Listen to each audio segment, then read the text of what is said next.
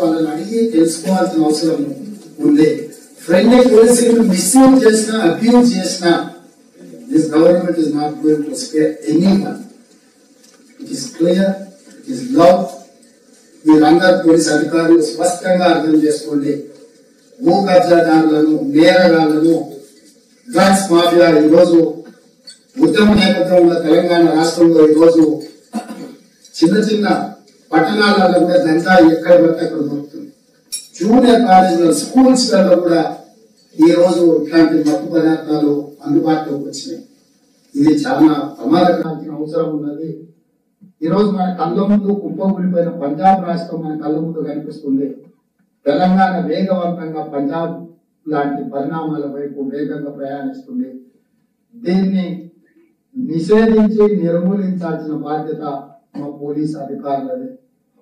ఇవాళ ఎక్కడ చూసినా, ఎందుకంటే నాకు ఇంత అవగాహన, నేను ఇంకా ప్రజలలో తిరుగుతూనే ఉంటే ఎక్కడ ఏం జరుగుతుందో పోలీస్ అధికారుల దగ్గర సమాచారం ఉందో లేదో కానీ పర్సనల్ గా ఐ హావ్ సమ్ ఇన్ఫర్మేషన్.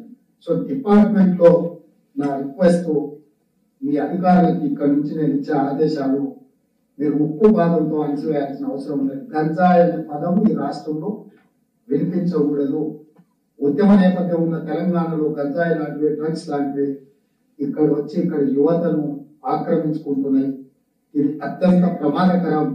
నేను సైబరాబాద్ కమిషనర్ గారికి ఒక విషయం చెప్పదలుచుకున్నా. సంఘాన్ పార్టీకి సంబంధించిన సోషల్ మీడియా అంటే డిజిటల్ లో ఈరోజు అప్లికేషన్స్ అమౌంట్ ఏమంటే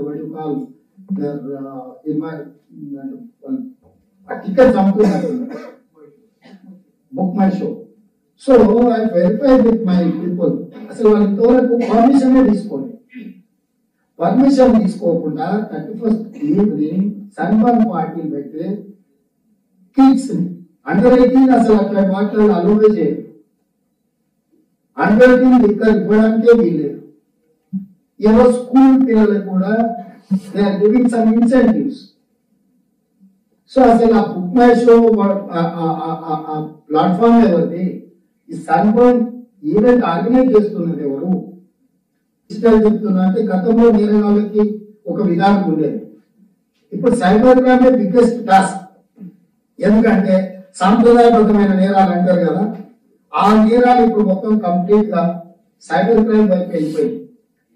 అంటే ఏ నేరం కూడా గతంలో చేసే నేరాలు కన్వెన్షనల్ క్రైమ్స్ అంటారు కదా, ఇప్పుడు దాని నేచర్ మారిపోయి సైబర్ క్రైమ్, సైబర్ కనెక్టివిటీతో ఈ క్రైమ్ లో పాల్గొంటున్నారు. సో మీరు సైబర్ సిస్టమ్ ఏదైతే వాడుకుంటున్నారో వాళ్ళ బిజినెస్ కానీ లేకపోతే వాళ్ళ క్రైమ్ కి కానీ ఇది ఇంకా స్ట్రెంథెన్ చేసుకోవాల్సిన అవసరం ఉన్నది. దీని మీద కూడా మీరు అందరూ పోలీస్ అధికారులు ప్రత్యేకంగా ఫోకస్ పెడుతుంది. ఇట్లాంటి ఈవెంట్స్ ఏమైనా వచ్చినాయంటే మీరు స్క్రూటినీ చేయండి. దానివల్ల ఇన్కమ్ జనరేట్ ఆదాయ వనరుగా మీరు చూడకండి. అవి ఎలాంటి కల్చర్ ని మన దగ్గర ఇంజెక్ట్ చేస్తున్నాయి, మన యంగర్ జనరేషన్ ని ఏ విధంగా ముందుకు తీసుకెళ్తున్నాయి. హుక్కా సెంటర్స్ కానీ, పబ్లలో జరిగే వ్యవహారాలు కానీ, లేకపోతే ఇట్లాంటి సంఘన్ పార్టీలు ఆల్మోస్ట్ గోవా, మహారాష్ట్ర, కర్ణాటక బ్యాన్ చేసింది, క్యాన్సిల్. ఇంతకుముందు గోవా ఇచ్చిన దాంట్లో జరిగిన ఇన్సిడెంట్ అండ్ యాక్సిడెంట్స్ తో గోవా గవర్నమెంట్ బ్యాన్ చేసింది, మహారాష్ట్ర గవర్నమెంట్ పర్మిషన్ ఇచ్చి క్యాన్సిల్ చేసింది, కర్ణాటక గవర్నమెంట్ పర్మిషన్ ఇచ్చి క్యాన్సిల్ చేసింది. దీంతో గవర్నమెంట్ ను పోలీస్ ఆఫీసర్స్ వాళ్ళని ఇన్వైట్ చేసి వెల్కమ్ చేస్తుంది తెలంగాణ రాష్ట్రంలో. ఏదోనో ఐడియా. కానీ ఇప్పుడు వాళ్ళు మరి మీ దగ్గర పర్మిషన్ వచ్చిందా రాలేదా? According to my information there is no such permission for Sunburn party. But they are selling their tickets and they are collecting money from normal people. So ఇట్లాంటి విషయాలు మీరు కఠినంగా వ్యవహరించండి. ఎంత పెద్దవాళ్ళైనా, ఎంత వాళ్ళ బ్యాక్గ్రౌండ్ ఏమున్నా ఎవరిని స్పేర్ చేయాల్సిన పని లేదు. మీకు ఎవరు మాట్లాడినా ఎవరిని వదలాల్సిన పని లేదు. ప్రభుత్వం సంపూర్ణంగా పోలీస్ అధికారులకు గంజాయి ముఖ్యంగా ఏఓబి ప్రాంతం నుంచి ఎట్లా ట్రాన్స్పోర్ట్ అవుతుంది, ఏమైతుంది, మన దగ్గర పండించేది తక్కువ ఉండొచ్చు కానీ వినియోగించేది ఎక్కువైంది. ఏఓబి ప్రాంతంలో నుంచి మన ప్రాంతానికి గంజాయి ఏ రకంగా వస్తుంది ఏంటనే దాని మీద కూడా మా పోలీస్ అధికారులు లా అండ్ ఆర్డర్ కంట్రోల్ చేయడం ఒకటే కాదు, ఈరోజు ప్రతి జిల్లా ఎస్పీ మీ ప్రాంతాలలో మండల స్థాయి చిన్న చిన్న పట్టణాలలో కూడా కాలేజీలలో ఎక్కువగా వినియోగిస్తున్నారు. మీరు ప్రత్యేకంగా అధికారులను నియమించండి, సమాచారాన్ని సేకరించండి.